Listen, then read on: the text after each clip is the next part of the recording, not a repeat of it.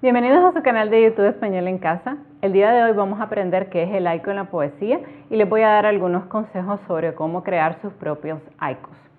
Es un tema que varios de ustedes me han estado pidiendo y he decidido preparar este tutorial para que ustedes aprendan en qué consiste esta forma de expresión poética y así aprender cuáles son los pasos que deben de seguir si quieres crear tus propios haikus. Como todo tema, vamos a comenzar con la definición de qué es un haiku. Un haiku es una composición poética japonesa tradicional. Los haikus, en otras palabras, son poemas extremadamente breves y están formados por un total de 17 sílabas, distribuidas en 3 versos de 5, 7 y 5 sílabas respectivamente. De hecho, originariamente el haiku se conocía como oku y era el patrón de composición utilizado en un tipo de poema mucho más extenso que se llamaba renga. Cuando este patrón empezó a utilizarse como una unidad independiente, es que adquirió el nombre de haiku. Ahora, ¿cuáles son las características que debe de tener un haiku? Bueno, en primer lugar, la temática tradicional del haiku es el entorno natural, es decir, suele estar muy ligado con el paso de las estaciones. Entonces, en muchos haikus hablamos de la primavera, del otoño, del invierno, del verano y de sus características. Lo vamos a ver también con ejemplos, pero bueno, de manera general es muy común que en el haiku se hable de alguna estación del año. Su característica probablemente más importante es su extensión y la costumbre que hay de construirlos en base a 2 imágenes o a una idea específica que el autor desea abordar. Suele haber en el poema una referencia muy explícita, como les decía, a las estaciones del año.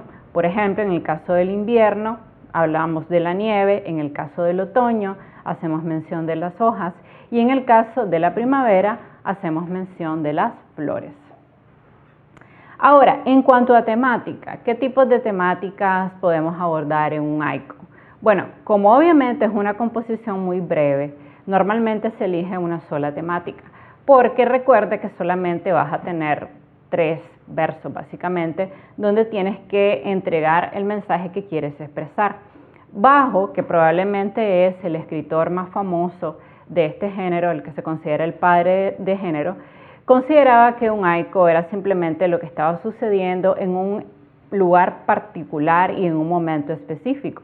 De hecho, algunos de los haikus más emocionantes o hermosos describen situaciones bastante cotidianas como un paseo en el parque o ver algo a través de la ventana, porque lo que se intenta es que el lector viva una experiencia muy particular que vivió el escritor.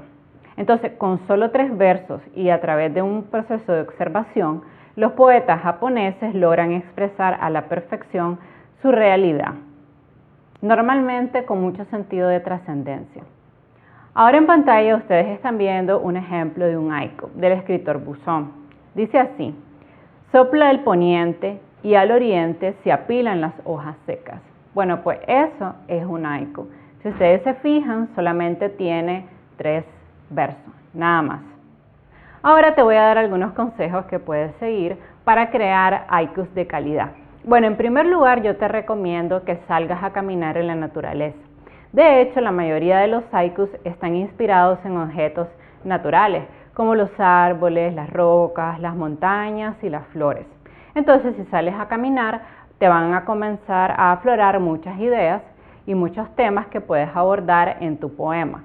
Puedes ir a un sendero montañoso, visitar una extensión de agua como un río, un lago y una playa. En otras palabras, el primer paso para escribir un haiku es buscar la inspiración en la propia naturaleza. ¿Cuál es el segundo consejo que te doy? Enfócate en una estación determinada o en un suceso importante de la temporada.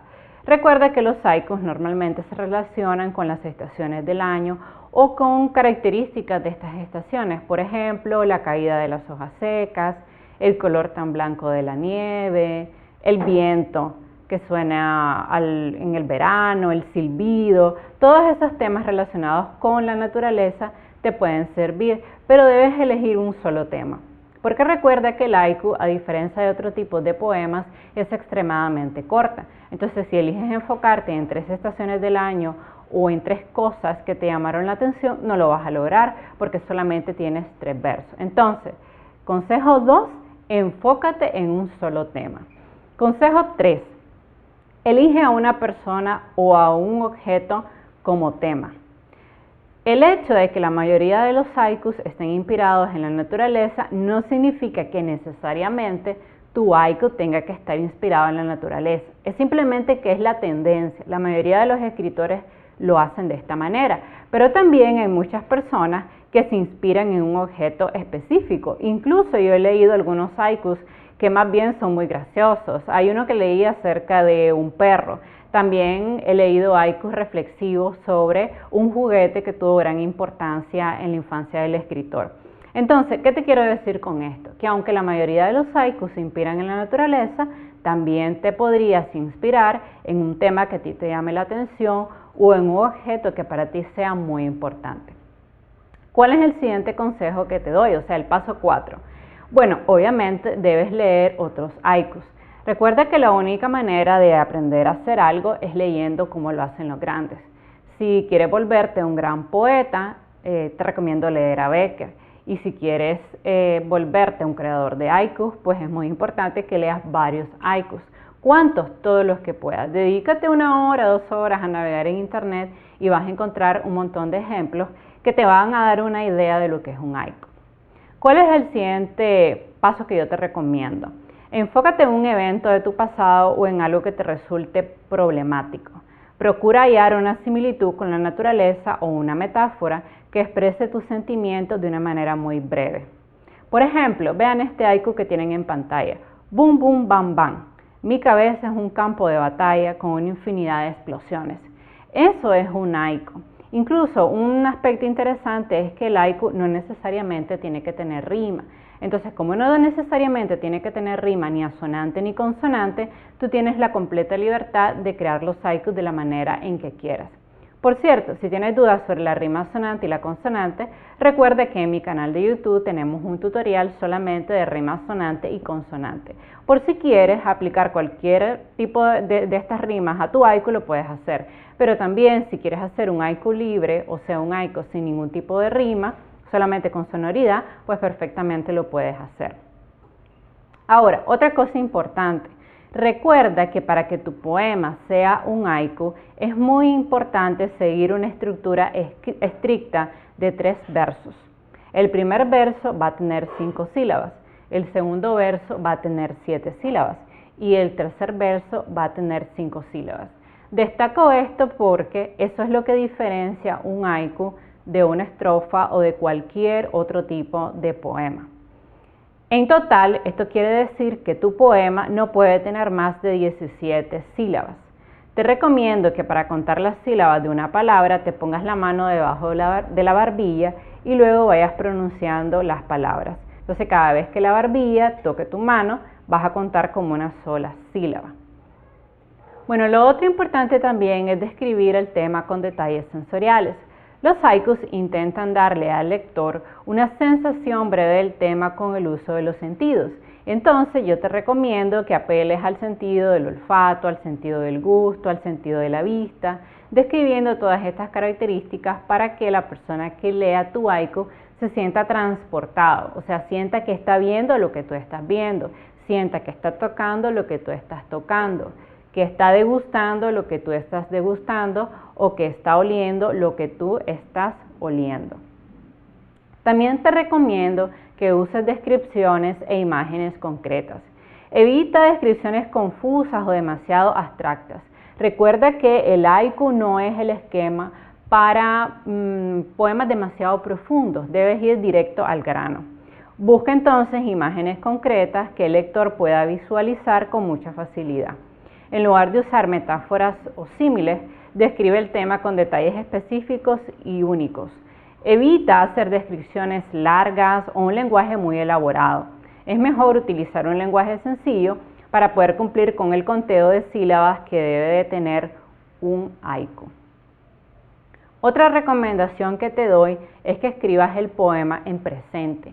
La mayoría de los haikus están escritos en presente. De hecho, muy pocos haikus, incluso en este momento te puedo decir que no he leído ninguno, que esté escrito ni en pasado ni en futuro.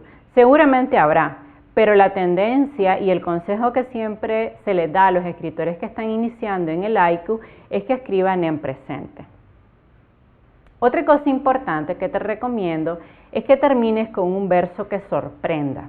El último verso de un buen haiku deberá ser intrigante y dejar al lector con una imagen final sorprendente que lo haga reflexionar sobre los dos versos anteriores.